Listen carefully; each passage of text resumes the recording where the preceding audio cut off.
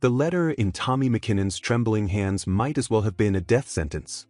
Final notice: $3,847 due by week's end, or property will be seized. His weathered face told the story of a man who had run out of miracles. "Pa, what's wrong?" Annie asked, setting down the water bucket she'd been carrying from their struggling well. At 23, she had the calloused hands of someone who'd sacrificed her college dreams to keep her family afloat, but her brown eyes still held the intelligence that had once earned her a teaching scholarship. Through the kitchen window, Annie could see her world, her blind mother Mary sitting with the 4 younger girls, ages 4 to 12, all of them depending on the crumbling farm that was about to be ripped away from them. "We have 3 days, Tommy said, his voice hollow. 3 days to find nearly $4,000, or we lose everything." Annie felt her stomach drop. That amount represented 2 years of debt to Royce Henderson, the richest rancher in 3 counties, a man who owned half of Texas and could crush families like theirs without blinking. A cloud of dust appeared on the horizon, growing larger as it approached their modest homestead. Annie's heart clenched with dread as she recognized the gleaming black Cadillac that could only belong to one man. "He's coming," she whispered. Tommy's face went pale. "Stay inside, Annie. Whatever he says, whatever he wants." But Annie straightened her shoulders, lifting her chin with the dignity her mother had taught her. "No, if our family's about to lose everything, I want to face it head on." The most powerful man in 3 counties was about to step onto their porch, and Annie McKinnon had no idea that her life was about to change in ways she never could have imagined. Royce Henderson stepped out of his Cadillac like a king surveying his domain, his silver hair perfectly groomed despite the Texas heat, his expensive suit a stark contrast to the poverty that surrounded the McKinnon homestead. At 60, he was a man who had built an empire through a combination of shrewd business sense and ruthless determination, and his presence commanded attention even in this humble setting. Annie watched from the kitchen window as her father straightened his shoulders and walked out to greet the most powerful man in 3 counties. Through the thin walls of their house, she could hear every word of their conversation, and what she heard made her blood run cold.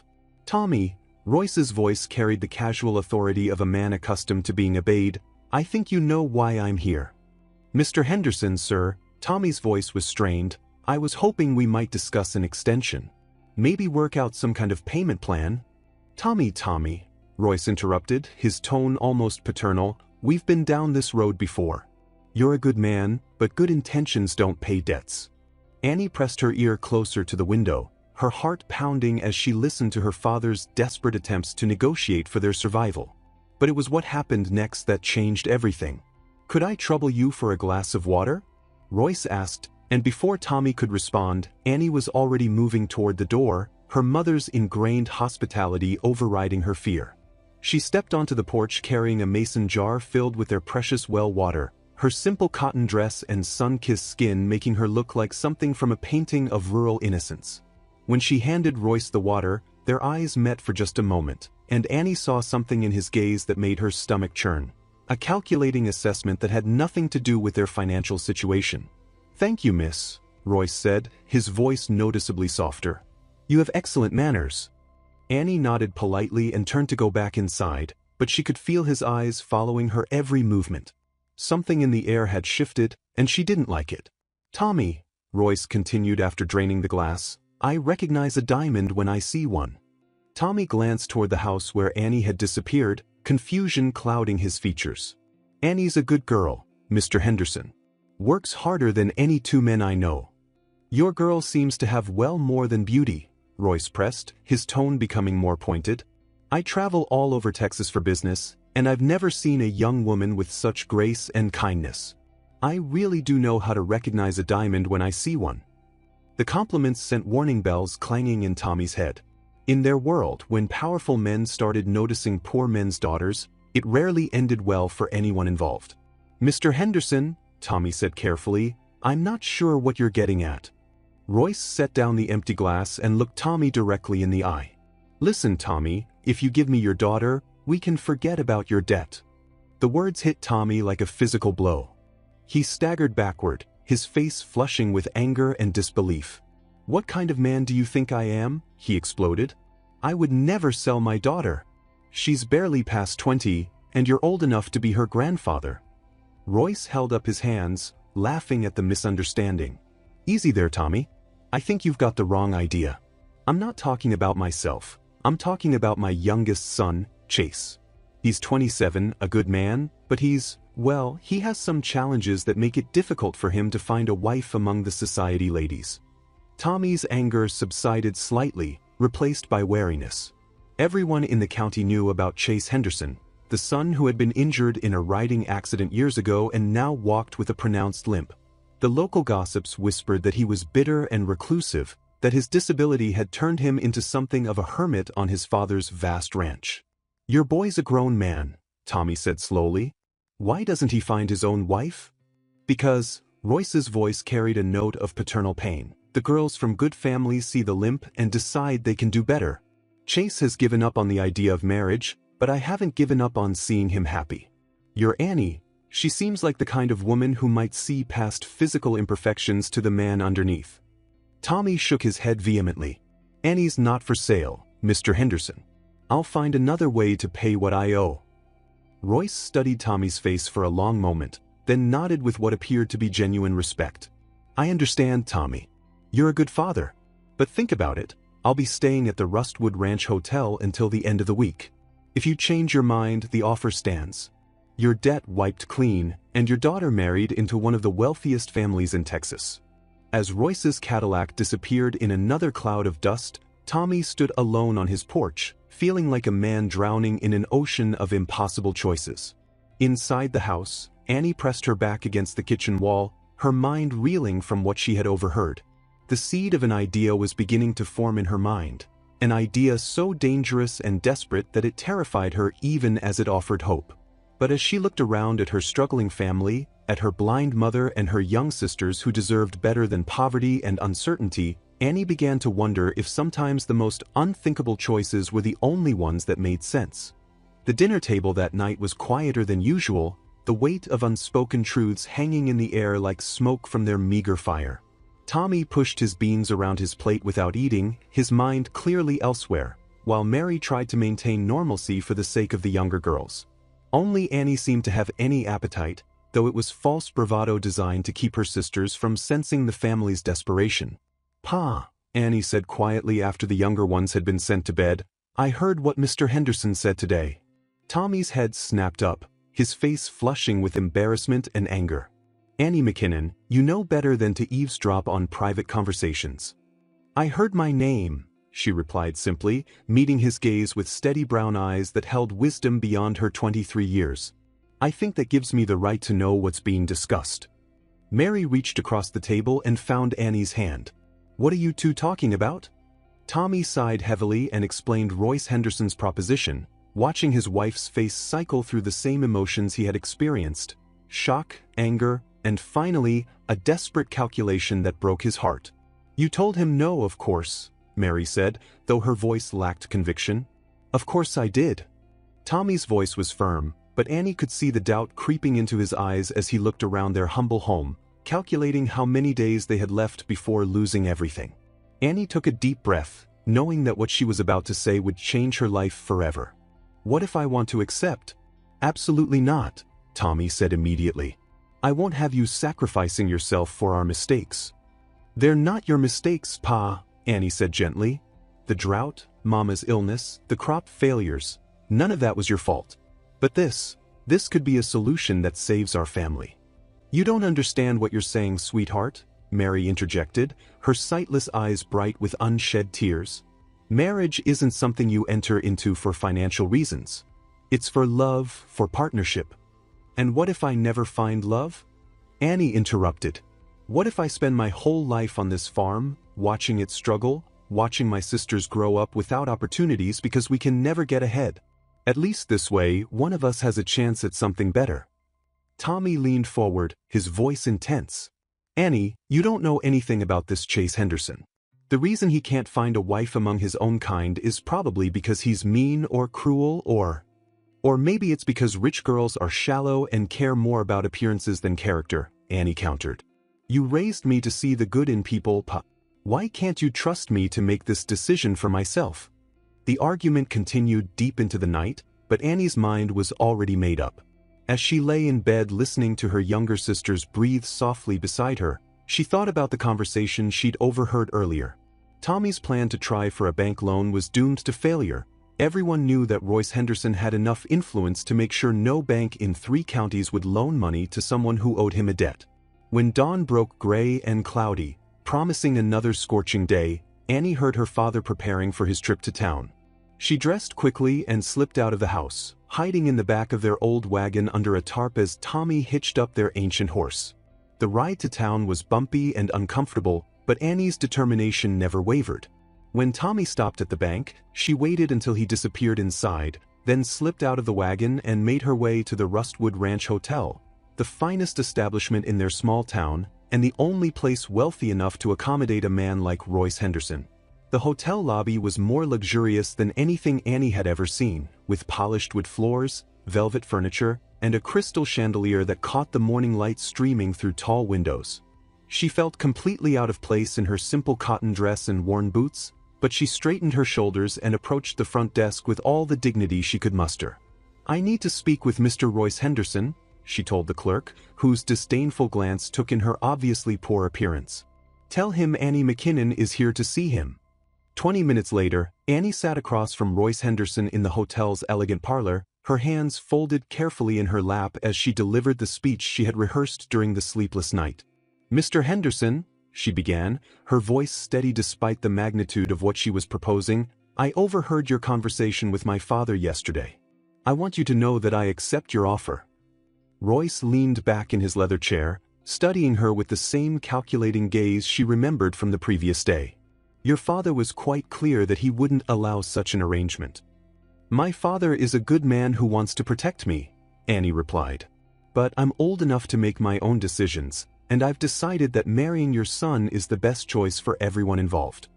"And why is that, Miss McKinnon?" Annie lifted her chin, meeting his gaze directly. "Because my family is going to lose everything if something doesn't change. Because my sisters deserve a chance to go to school and have opportunities one never had. And because maybe your son deserves a wife who wants to marry him for who he is, not what he has." Royce was quiet for a long moment, and Annie could see a flicker of respect in his eyes. "You have courage, young lady, but I can't proceed without your father's blessing. That's not how honorable men conduct business." Annie felt her heart sink, but Royce held up a hand. "However, I can promise you this, I'll speak with your father again. I'll make it clear that this was your idea, your choice. If he agrees to give his blessing, then my wife Margot and I will be happy to welcome you into our family." As Annie walked back toward the bank to meet her father, her heart pounded with a mixture of fear and hope. She had just committed to marrying a man she had never met, a man who might be cruel or bitter or worse. But she had also taken the first step towards saving her family from destitution. Sometimes, Annie reflected, love was not about passion or romance.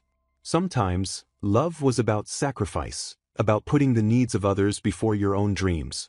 And if that wasn't the kind of love that poets wrote about, it was still the kind of love that changed the world, one difficult choice at a time.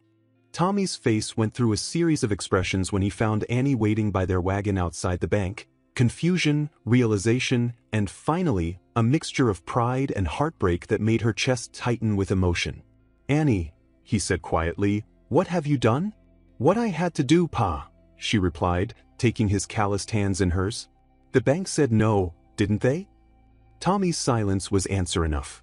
Annie could see the defeat in his shoulders, the weight of a man who had run out of options and was facing the destruction of everything he had worked for.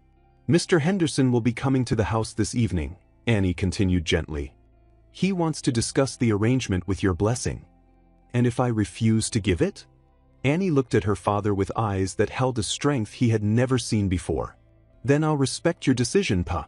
But I'll also watch our family lose everything, and I'll know that I could have prevented it."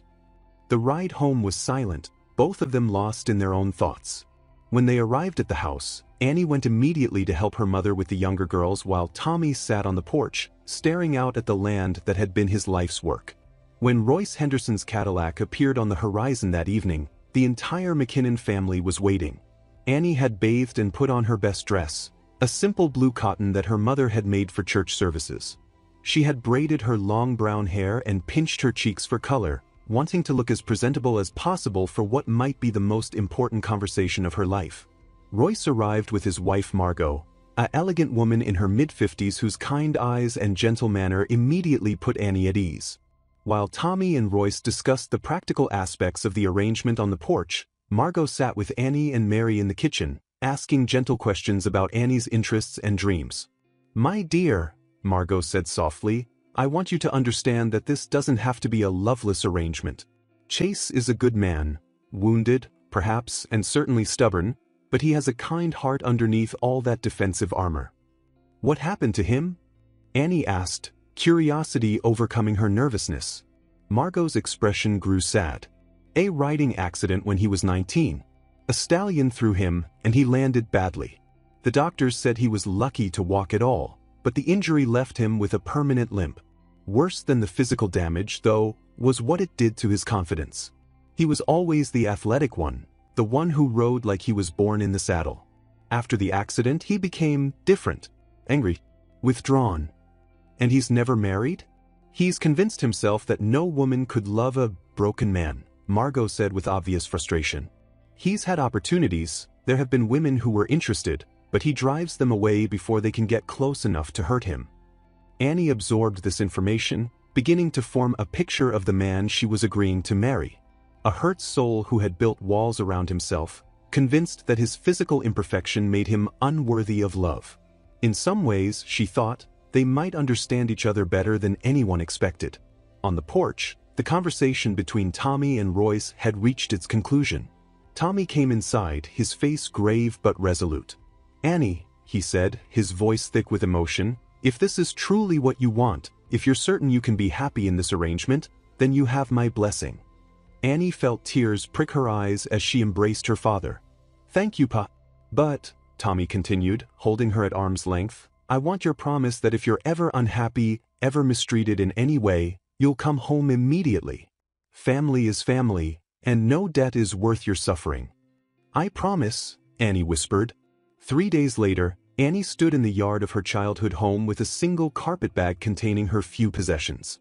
Her sisters clung to her, tears streaming down their faces, while Mary held her eldest daughter with a grip that spoke of maternal fear and love in equal measure. "Write to us," Mary whispered. "Every week. I want to know that you're well and happy." "I will, Mama," Annie promised, though her own voice was shaking with emotion. As Royce's Cadillac pulled away from the McKinnon homestead, Annie turned in her seat to watch her family and her childhood home disappear in the distance. She was traveling toward a future that was completely unknown, toward a marriage with a man she had never met, toward a life that was as terrifying as it was hopeful. But she was also traveling toward the knowledge that her family's debt had been forgiven, that her sisters would have food on the table and a roof over their heads, that her mother would receive the medical care she needed. Whatever challenges lay ahead, Annie faced them with the quiet strength of a woman who had chosen love over fear, sacrifice over self-preservation. The Henderson Ranch appeared on the horizon as the sun began to set, its sprawling buildings and endless pastures a testament to generations of wealth and success.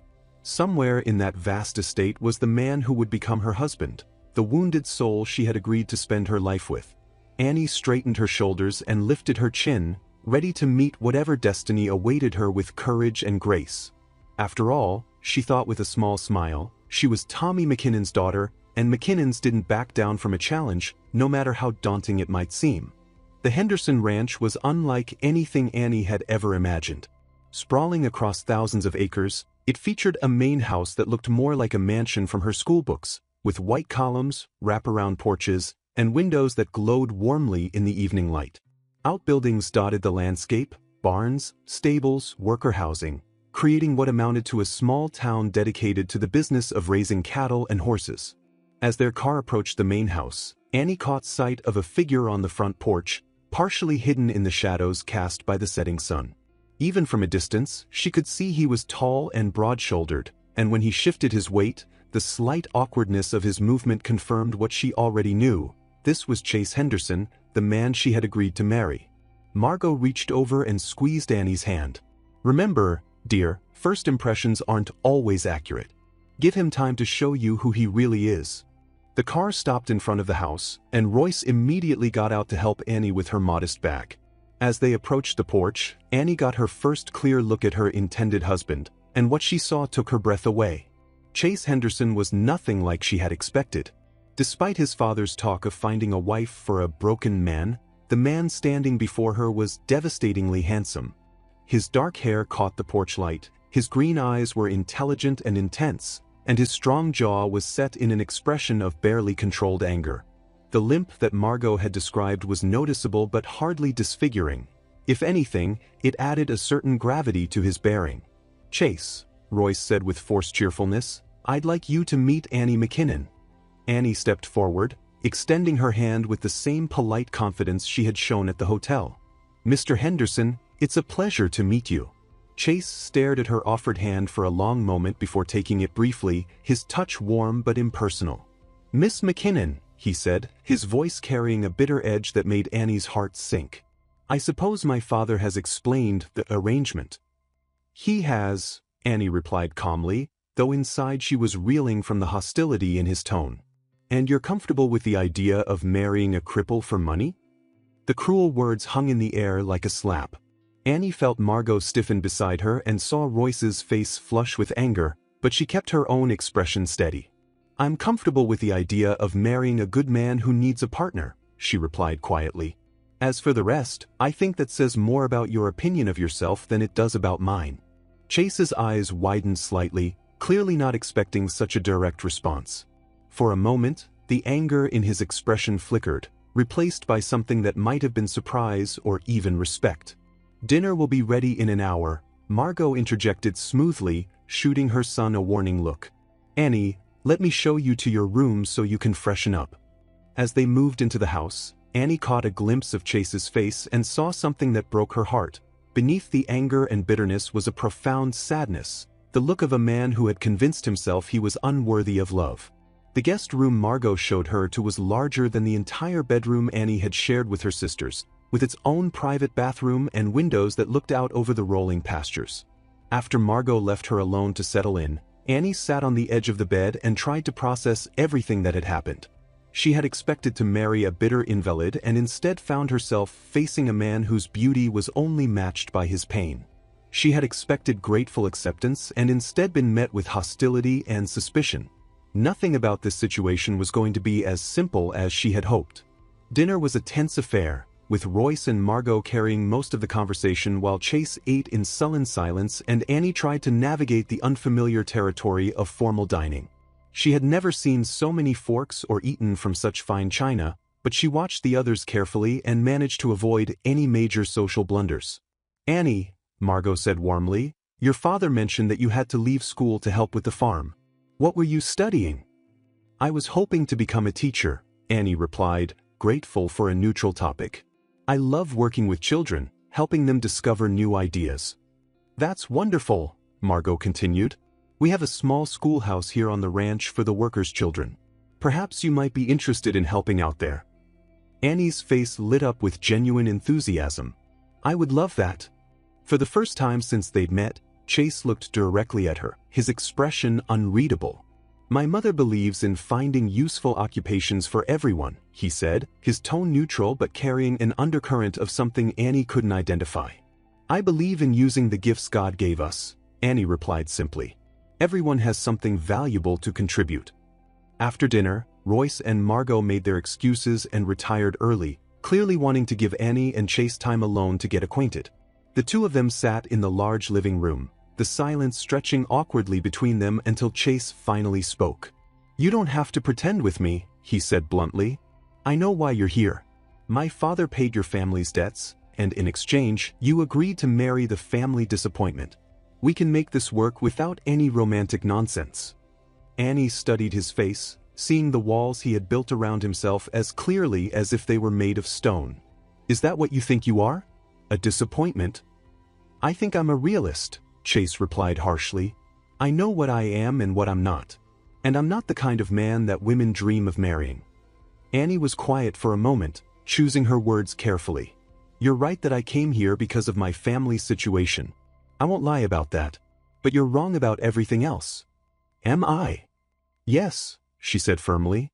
"You're wrong if you think I see you as damaged goods."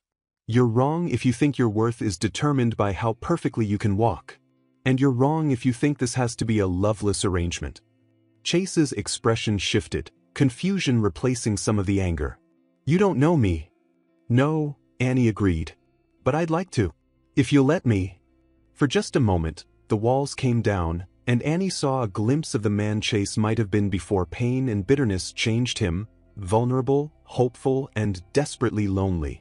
Then the barriers slammed back into place, and he stood up abruptly. I'm going to bed, he announced. Good night, Miss McKinnon. As Annie watched him walk away, favoring his injured leg but moving with dignity and strength, she felt her heart go out to him.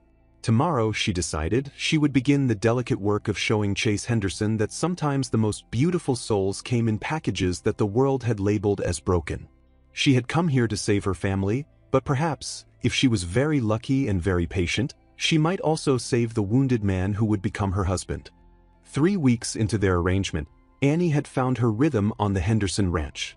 She taught the workers' children each morning, helped Margot with household management, and had earned the respect of everyone on the property, everyone except the man she was supposed to marry. Chase watched her from a distance like a hawk studying prey, his expression unreadable as she effortlessly integrated herself into their world. But something was changing. Annie caught him staring sometimes, saw the way his jaw tightened when other ranch hands spoke to her with obvious admiration. The breakthrough came on a Tuesday when Chase was working with Thunder, the stallion that had thrown him years ago. Annie had been hanging laundry nearby when she heard the commotion. The horse had reared and Chase, caught off balance, had fallen hard. Without thinking, Annie vaulted the fence and approached the agitated stallion with calm confidence. Easy boy, she murmured, her voice soothing. Nobody's going to hurt you. Within minutes, she had the horse calm enough for the ranch hands to help Chase to his feet. He stared at her in amazement, embarrassment, and something else warring in his expression. You could have been killed, he said roughly. So could you, Annie replied, studying his face for injuries. Are you hurt? My pride more than anything else, Chase admitted, surprising them both with his honesty. That evening he found her on the front porch, mending one of his father's shirts. I wanted to thank you, he said, settling beside her. For today. You don't need to thank me. We're going to be family. Is that what we are? Chase asked, his voice softer than she'd ever heard it. Annie set down her sewing and turned to face him. I don't know what we are yet, but I know what we could be if we both wanted it. The air between them crackled with unspoken possibilities. Chase reached out and touched her hand, the contact sending electricity up her arm. Annie, he began, his voice rough with emotion. Yes. I'm afraid, he admitted. Afraid that if I let myself care about you, you'll realize you deserve better than a broken man. Annie's heart clenched at the vulnerability in his confession. What if I told you that I don't see you as broken? What if I told you that every day I spend here, I fall a little more in love with the man you really are? Chase's breath caught. Slowly, tentatively, he cupped her face in his hands. Annie, kiss me, she whispered. Please. When their lips met, it was like lightning striking. All the careful distance they'd maintained, all the polite conversations and proper behavior, melted away in an instant. Chase kissed her with weeks of pent-up longing, and Annie responded with a passion that surprised them both. When they finally broke apart, both were breathing hard. That wasn't supposed to happen, Chase said, though he made no move to let her go. Maybe not, Annie agreed, but I'm glad it did. 2 days later, Chase was waiting for her after her morning teaching session, holding a small bouquet of wildflowers. I thought maybe you'd like to see more of the ranch, he said, suddenly shy. If you're not too busy. Annie's smile could have lit up the entire state of Texas. I'd love that. They spent the day riding across the vast Henderson property, and for the first time since arriving, Annie felt truly happy. Not the grim satisfaction of duty fulfilled, but pure joy. As they sat by an old cabin ruins sharing lunch, Chase turned to her with serious eyes. Annie, I need you to know something. When my father first told me about this arrangement, I was angry. But these past weeks, getting to know you, he paused, struggling with the words. You're not here out of desperation. You're here out of love for your family. And maybe if I'm very lucky, you might find some love for me too. Annie felt tears prick her eyes. Chase Henderson, I stopped thinking of this as an arrangement the day I watched you work with thunder. I saw who you really are underneath all that protective anger. Chase reached into his jacket and pulled out a small velvet box. This was my grandmother's ring, he said, hands trembling. I want to ask you properly. Annie McKinnon, will you marry me? Not because our families made a deal, but because I love you and I want you to be my wife. Through her tears, Annie nodded. Yes, because I love you too. As Chase slipped the ring onto her finger and kissed her with tender passion, Annie felt as though her heart might burst with happiness. Tomorrow, she would become Mrs. Chase Henderson not because a contract demanded it, but because her heart demanded it. The words hung between them like a bridge, waiting to see if Chase would dare to cross it. For a moment, his hand tightened around hers, and Annie thought she saw hope flicker in his green eyes like candlelight in a window. Then, slowly, deliberately, Chase lifted their joined hands and pressed a gentle kiss to her knuckles. Annie McKinnon, he said, his voice rough with emotion, you are the most extraordinary woman I've ever known. The next morning, Chase was waiting for Annie when she came down for breakfast, holding a small bouquet of wildflowers he had picked from the fields. I thought, he said, suddenly shy, maybe you'd like to see more of the ranch today. If you're not too busy with the school. Annie's smile could have lit up the entire state of Texas. I'd love that. They spent the day riding across the vast Henderson property, Chase on a gentle mare and Annie on a spirited gelding that reminded her of the horses she had loved back home. Chase showed her hidden valleys where bluebonnets carpeted the ground, streams where cattle came to drink, and the spot where his grandparents had first built their cabin when they'd claimed this land 60 years ago. As they sat by the old cabin ruins, sharing a simple lunch that the cook had packed for them, Annie felt something she hadn't experienced since leaving school, pure happiness. Not the grim satisfaction of duty fulfilled or the relief of crisis averted, but the bubbling joy of being exactly where she belonged with exactly the right person. Annie, Chase said suddenly, his voice serious. I need you to know something. She turned to face him, noting the nervous tension in his shoulders. When my father first told me about this arrangement, I was angry. Not just at him, but at you, at the whole situation. I thought. He paused, struggling with the words.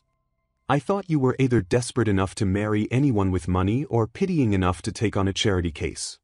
Annie remained silent, letting him work through whatever he needed to say. But these past weeks, watching you, getting to know you, Chase turned to look at her directly. Annie, you're not here out of desperation or pity. You're here out of love.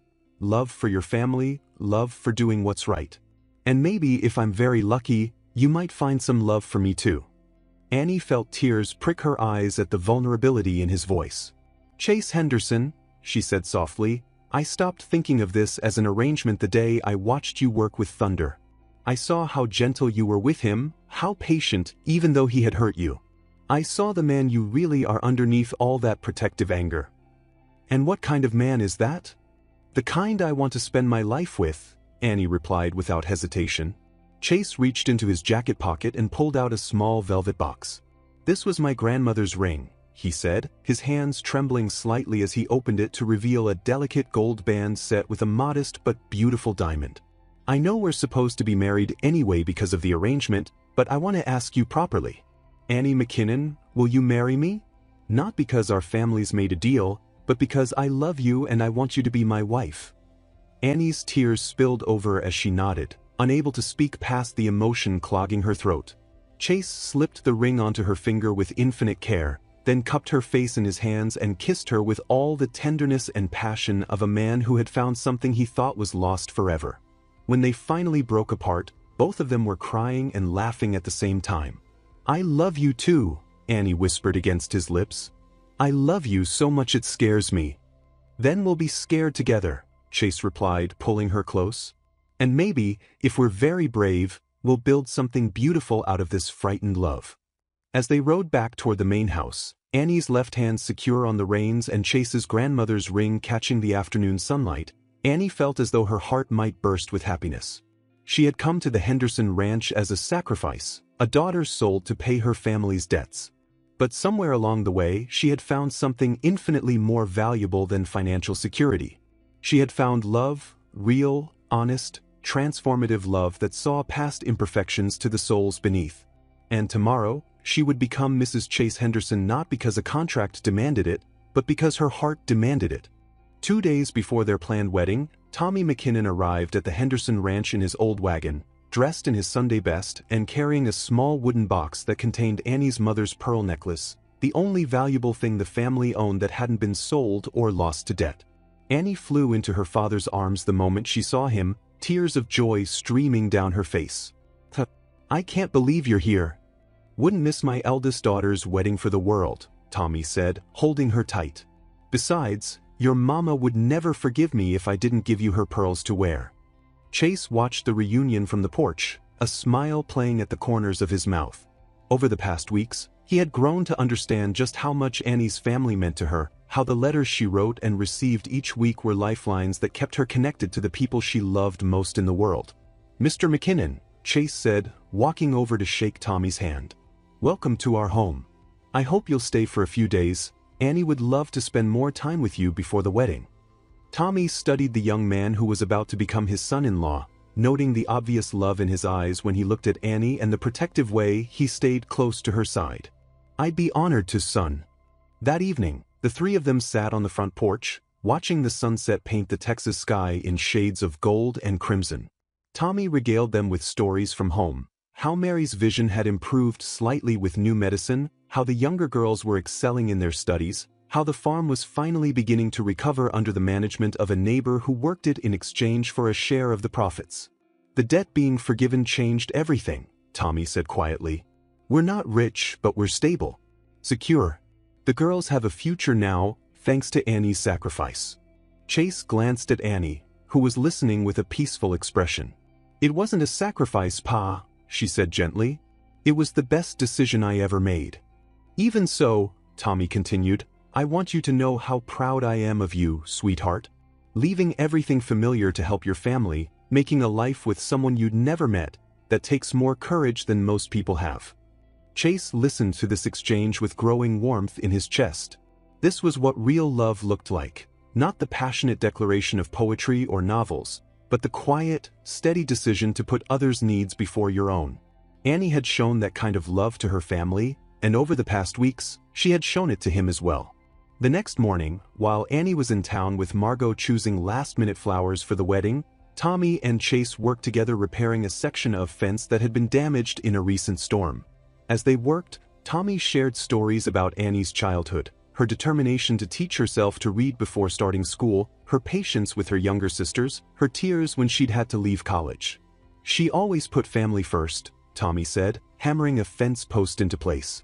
Even as a little girl, if one of her sisters was hurt or scared, Annie would drop whatever she was doing to help. "Breaking that girl's heart would be like kicking a puppy, son. I hope you understand that." "I do, sir," Chase replied seriously.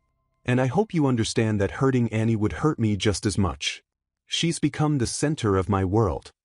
Tommy nodded, satisfied with the sincerity in the young man's voice. "Good. That's what I wanted to hear." But as they worked, their conversation drifted to practical matters: the ranch's operations, the cattle market, the challenges of farming in Texas's unpredictable climate. Without thinking, Tommy mentioned the original debt that had brought Annie to the ranch, discussing it as a solved problem rather than a secret to be kept. Neither man noticed Chase's sudden stillness, the way his hammer paused mid-swing as Tommy's words registered in his mind. "The debt forgiveness really was a miracle," Tommy continued, oblivious to the storm brewing in his future son-in-law. $3,847 might not sound like much to folks like you, but to us it was everything. Annie knew that when she agreed to come here. Chase felt the world tilt around him as the full implications of what Tommy had said sank in. Annie had known about the debt. She had known that her marriage was literally purchasing her family's financial freedom. Everything she had told him about love, about choosing him for himself rather than circumstances, all of it had been built on a foundation of financial necessity that she had deliberately concealed. "Excuse me," Chase said abruptly, setting down his hammer with hands that shook with suppressed emotion. I'll be right back." Tommy watched in confusion as Chase walked rapidly toward the house, his limp more pronounced as anger and hurt disrupted his usual careful control. Chase found Annie in the garden behind the house, humming softly as she cut roses for the dining room table. She looked up with a radiant smile when she heard his footsteps, but the expression died when she saw his face. "Chase? What's wrong?" "I had an interesting conversation with your father," Chase said, his voice dangerously quiet. "About debts. And arrangements. And the real reason you're here." Annie felt the blood drain from her face as understanding dawned. "Chase, let me explain." "Explain what?" Chase's voice rose as weeks of buried insecurity and pain erupted like a dam bursting. "Explain how you've been lying to me for weeks? Explain how everything you said about love and choice was just a performance to keep your family's benefactor happy." "That's not true," Annie protested, dropping her basket of roses as she reached toward him. "Yes, I knew about the debt, but that's not why I stayed. That's not why I fell in love with you. Isn't it?" Chase's laugh was bitter and harsh. "Your family gets their debts forgiven, they get to keep their land, your sisters get to go to school, and all it costs is poor Annie sacrificing herself to marry the crippled son of the family that owns half of Texas." "Don't you dare," Annie said, her own temper finally flaring. "Don't you dare reduce what we have to money and pity. You know me better than that." "Do I?" Chase shot back. "Because the woman I thought I knew was honest. The woman I thought I knew chose to be here because she wanted to be, not because her family's survival depended on it." Annie felt tears streaming down her face, but her voice remained strong. "I am here because I want to be. Yes, I came because of my family situation, but I stayed because of you. I fell in love with you because of who you are, not what you can provide." Chase's eyes darkened as he looked at her.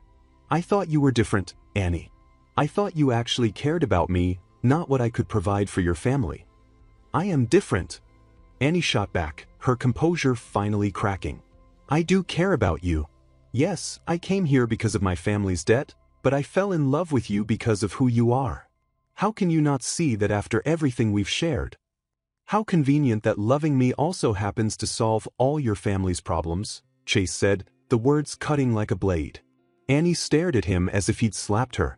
"If that's what you really think of me," she said quietly, her voice breaking, "then you never knew me at all." Annie looked at him for one long moment, memorizing his face, trying to see past the anger to the fear underneath. "I love you, Chase Henderson," she said simply. "I love you enough to walk away if that's what you really want. But don't pretend this is about honesty or money or arrangements. This is about you being so afraid of being hurt that you'd rather destroy something beautiful than risk believing in it." Without another word, Annie turned and walked toward the house, leaving Chase alone in the garden with the scattered roses and the bitter taste of his own self-destruction. Annie's departure from the Henderson ranch was as quiet as her arrival had been momentous. She packed her few belongings in the same carpetbag she had brought, leaving behind the beautiful dresses Margot had bought for her and the books Chase had given her to read. The only thing she kept was his grandmother's ring, which she placed in a small envelope along with a letter she had written in the sleepless hours before dawn. Margot found her in the kitchen as the sun was rising, her eyes red from crying but her resolve unshaken. "Annie dear," Margot said softly, "surely this can be worked out." Chase was angry and hurt, but he was also right," Annie interrupted gently. "I should have told him about the debt from the beginning. I let him believe something that wasn't entirely true, and now he can't trust me." "You let him believe you cared for him," Margot protested. "That was true, wasn't it?" "It was the truest thing I've ever felt," Annie replied, her voice breaking slightly. "But that doesn't matter now. He's convinced himself that I was just playing a role, and maybe it's better this way. Maybe he deserves someone who doesn't come with complications." Tommy drove Annie home in uncomfortable silence, both of them lost in their own thoughts. He blamed himself for the disaster.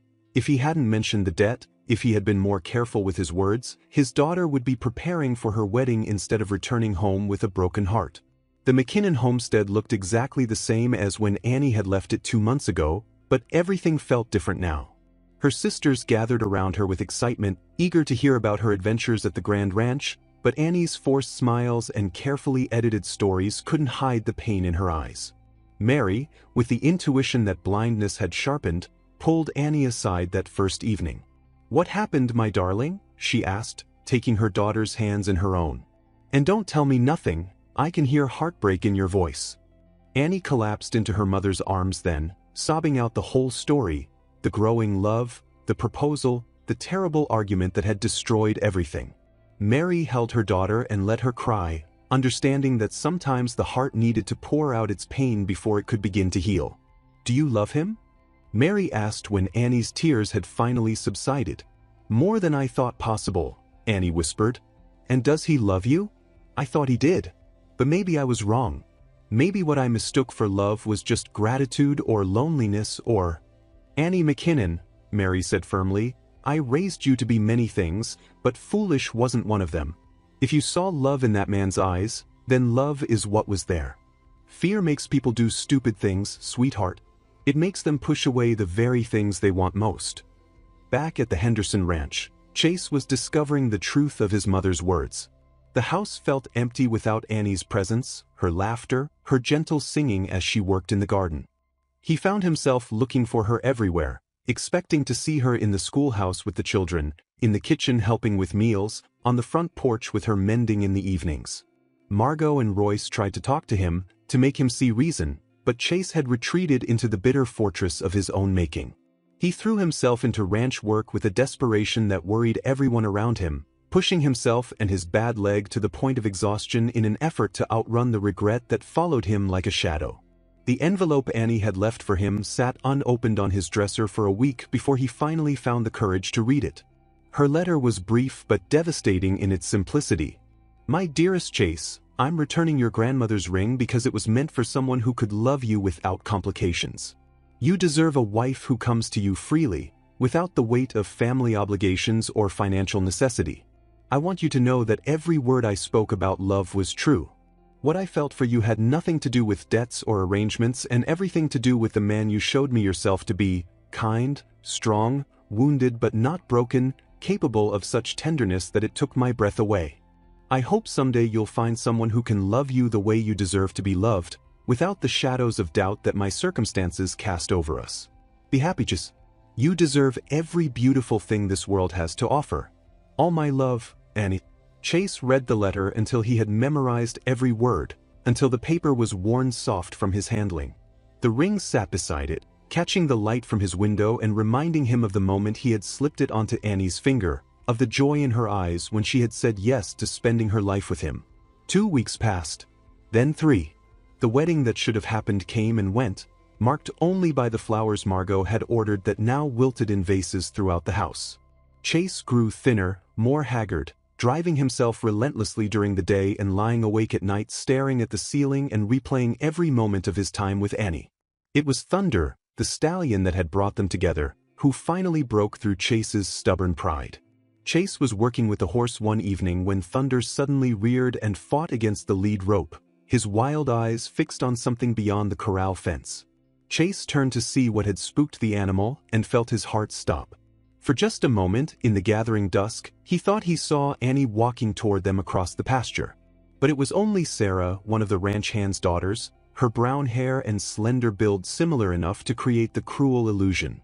The realization that he was hallucinating, that his need for Annie had become so desperate that his mind was conjuring her presence, finally shattered the walls of denial he had built around himself. He loved her. He had loved her completely, unconditionally, and instead of treasuring that love, he had destroyed it with his own fear and pride. Annie had come to him as part of an arrangement, yes, but she had stayed because of love, and he had been too damaged, too afraid to believe in something so beautiful. That night, Chase sat down and wrote his own letter, pouring out his heart and his regrets onto paper. But when morning came, he realized that words weren't enough. If he wanted Annie back, and he wanted her more than he wanted his next breath, he would have to prove to her that he had learned to choose love over fear. He would have to go to her, humble himself, and pray that the woman who had shown him such grace would find it in her heart to forgive the man who had been too afraid to believe in miracles.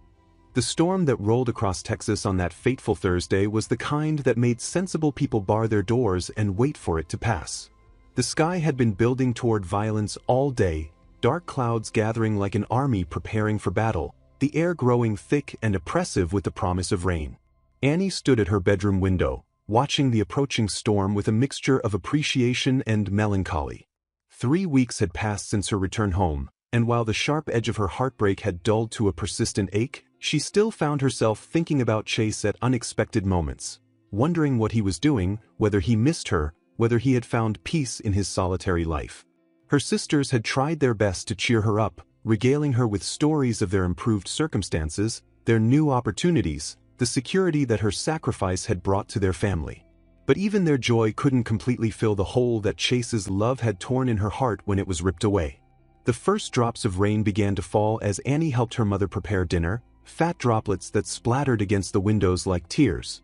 Within minutes, the gentle patter had become a deluge, the kind of Texas downpour that could flood roads and turn peaceful streams into raging torrents. "Mercy," Mary said, listening to the thunder that shook their small house. "I hope anyone caught out in this has sense enough to find shelter." Annie was setting the table when she heard it, the sound of hoofbeats approaching their house through the storm. She looked up sharply, her heart beginning to race with a hope she didn't dare acknowledge. Who would be riding in weather like this? What kind of desperate urgency would drive someone to brave the storm? She moved to the window and wiped away the condensation with her sleeve, peering out into the driving rain. At first, she could see nothing but gray sheets of water and the blurred outlines of their familiar landscape. Then, like a vision emerging from a dream, she saw him. Chase Henderson sat on his horse in the middle of their yard, completely soaked to the skin, his dark hair plastered to his head and his clothes clinging to his body. He wasn't moving toward the house or seeking shelter. He was simply sitting there in the storm, as if he was trying to gather the courage for whatever came next. Annie's breath caught in her throat. For a moment, she wondered if she was hallucinating, if her longing for him had finally conjured his presence from nothing but rain and wishful thinking. But then he dismounted, favoring his bad leg as he always did, and she knew he was real. Without conscious thought, Annie ran for the door, her heart pounding so hard she could feel it in her throat. She burst onto the porch just as Chase reached the bottom step, and for a moment they stood frozen, staring at each other through the curtain of rain. He looked terrible, thinner than when she'd left, with dark circles under his eyes and a gauntness to his features that spoke of sleepless nights and barely touched meals. But his green eyes held something she had never seen there before, a desperate vulnerability that made her want to cry. "Chase," she breathed, her voice barely audible over the storm. "What are you doing here?"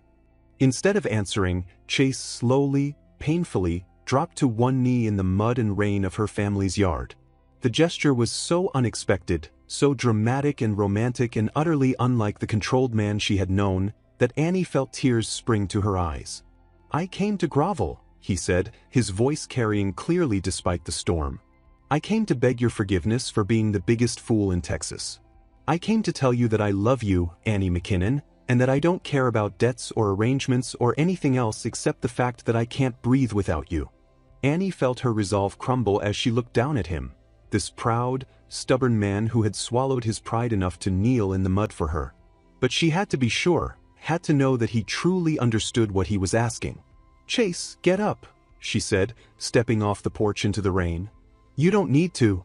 "Yes, I do," he interrupted, staying on his knee despite the mud soaking through his pants. "I need to do this right. I need to ask you properly, the way I should have from the beginning." He reached into his jacket and pulled out the small velvet box containing his grandmother's ring, the same ring Annie had returned with her letter. "Annie McKinnon," he said, his voice shaking with emotion, "I don't care why you came to our ranch. I don't care about your family's debt or my father's arrangements or anything that happened before the moment I fell in love with you."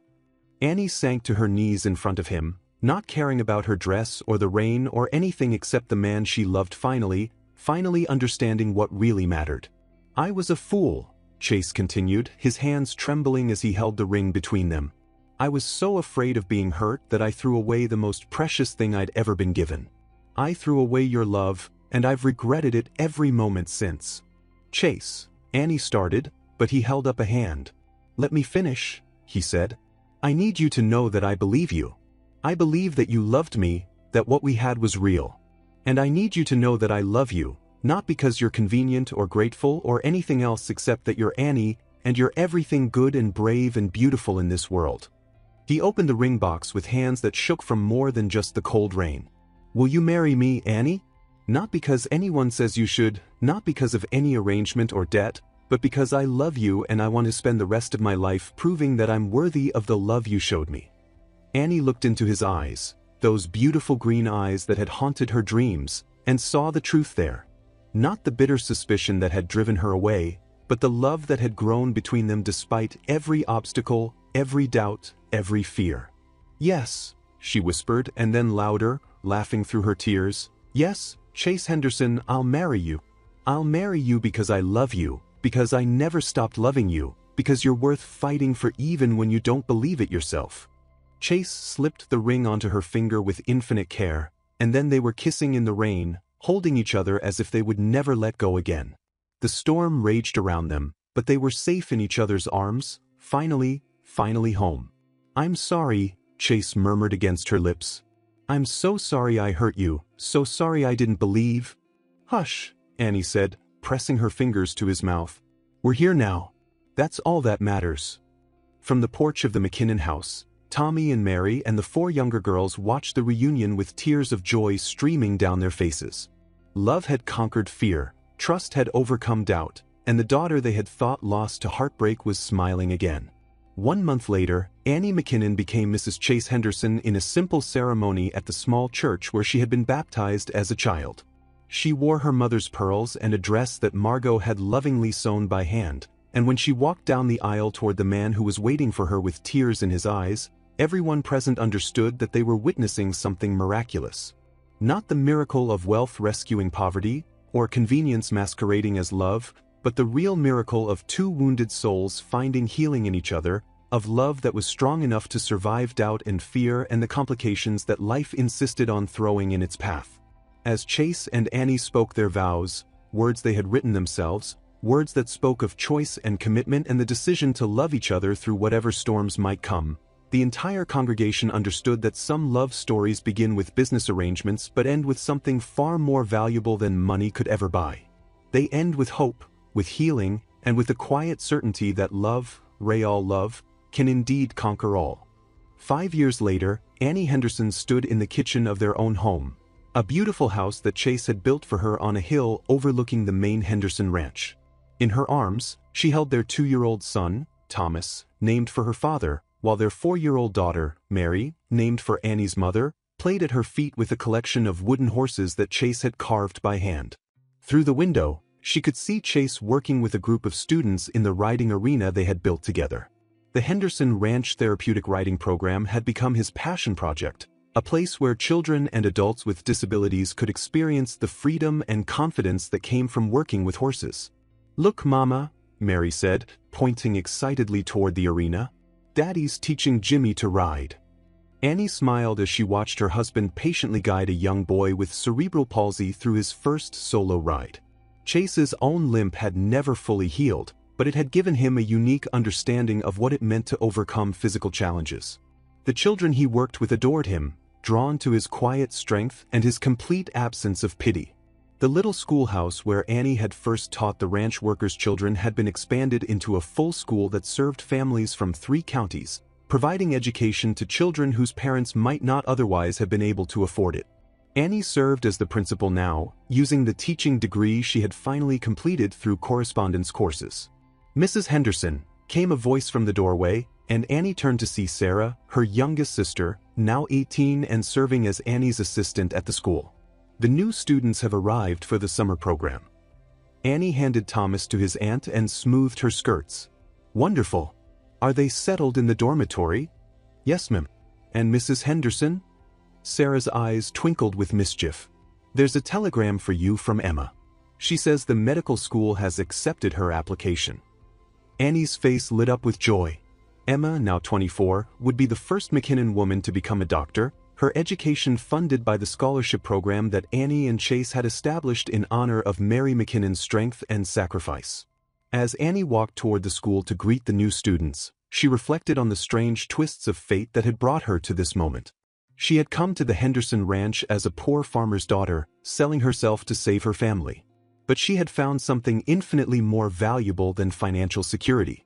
She had found love, not just romantic love, though her marriage to Chase grew stronger and more joyful with each passing year, but the love that came from using your gifts to serve others, from building something meaningful with your life, from creating a legacy that would outlast your own brief time on Earth. That evening, as they always did, Annie and Chase sat on their porch watching the sunset paint the Texas sky in brilliant shades of gold and crimson. The children were asleep, the students were settled in their dormitories, and the ranch was quiet except for the gentle lowing of cattle and the whisper of wind through the grass. "Do you ever regret it?" Chase asked, taking her hand in his. It was a question he had asked her many times over the years, always needing reassurance that she had chosen their life freely, without coercion or regret. "Only one thing," Annie replied, as she always did. "What's that?" Annie smiled and leaned against his shoulder, feeling the solid warmth of the man who had become her anchor, her partner, her greatest love. "I regret that it took us so long to trust what we had. I regret the time we lost to fear and doubt." Chase pressed a kiss to the top of her head. "But we found our way back to each other." "Yes," Annie said softly, watching the first stars appear in the darkening sky. "We did." In the distance, Thunder grazed peacefully in the pasture, his wild spirit finally gentled by age and trust. Like his master, the stallion had learned that sometimes the most beautiful transformations came not from breaking but from healing, not from conquest but from love. And in the small farmhouse where Annie had grown up, Tommy and Mary McKinnon sat on their own porch, reading letters from their daughters. All 5 of them now successful, educated, and happy. The debt that had once threatened to destroy their family had become the catalyst for blessings they could never have imagined. Some stories, Annie thought as she drifted off to sleep in her husband's arms, begin with endings, with loss and desperation and impossible choices. But the very best stories, the ones worth telling and retelling, find a way to transform those endings into beginnings, those sacrifices into gifts, those broken hearts into love stories that last forever. And this, she knew with absolute certainty, was one of those stories.